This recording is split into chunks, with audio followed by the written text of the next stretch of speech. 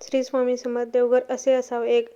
शयनगृहातील किंवा तळघरात मंदिर असू नये, त्यामुळे पूजापाठ केल्याचे लाभ होत नाही. 2. शक्यतो मंदिर जमिनीवर ठेवावे. लाकडी संगमरवरी असेल तरी चालेल, पूजा चांगली होते. 3. मंदिर भिंतीवर अडकवून ठेवू नये. भिंतीवर जर मंदिर लावायचे असल्यास अगोदर भिंतीत एक लादी लावावी आणि त्यावर मंदिर ठेवावे. 4. एकाच घरात अनेक मंदिर किंवा देव्हारे नकोत.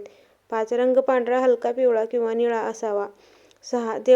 देवारघरात पांढऱ्या रंगाचा बल्ब लावावा. लाल रंगाच्या बल्बमुळे त्या घरातील व्यक्ती मानसिकदृष्ट्या अस्वस्थ राहतो. 7. देव्हाऱ्यात समोर तिजोरी नसावी. 8. कोणत्याही मृत व्यक्तींचे अथवा पूर्वजांचे फोटो लावणे चुकीचे आहे. 9. कोणत्याही चामड्याच्या वस्तू, चप्पल, बेल्ट, बूट देवाघरात नकोत. 10. देवघरामध्ये कधीही पैसा किंवा महागड्या वस्तू ठेवू नये. 11. देवघरात मूर्ती असतील तर एकमेकांपासून 1 इंच मध्ये अंतर असावा. 12. मूर्ती 4 इंचातून जास्त उंच नको. 13. मंदिरात 2 देवाचे 2 फोटो असतील तर ते समोरासमोर नकोत. 14. ज्या बाजूला मंदिर किंवा देव्हारा असेल त्या दिशेला झोपताना पाय करून झोपणे चांगले नाही. 15.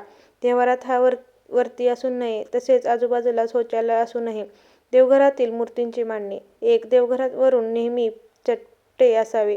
2. पूजा करताना तोंड उत्तर किंवा पूर्वेकडे असल्यास पाहिजे. 3. देव्हाऱ्यात देवांची मांडणी करताना ही शंखाच्या आकारात असावी. 4. गणपतीची स्थापना मध्यभागी करावी. 5.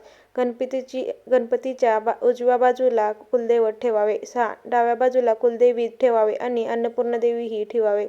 7. बाळकृष्ण किंवा मारुती वगैरे पुरुषदेव असेल तर ते उजव्या बाजूला. 8. मूर्तीची स्थापना आसनावर करून पूजा करताना देखील आसनावर बसून पूजा करावी. 9. देवघरात ब्रह्मा, विष्णू, शिव, इंद्र, सूर्य आणि कार्तिकेय यांचा मुख पूर्व किंवा पश्चिम दिशेला असावा. 10. देवघरातील हनुमानची मूर्ती मुख्य हे नेतृत्व कोणत्या कोनात असावा. 11. देवघरात गणपती, कुबेर, दुर्गा यांचे मुख दक्षिण दिशेकडे असावे. 12. महादेवाची लिंगाच्या रूपात आराधना केली पाहिजे, मूर्तीच्या स्वरूपात नाही.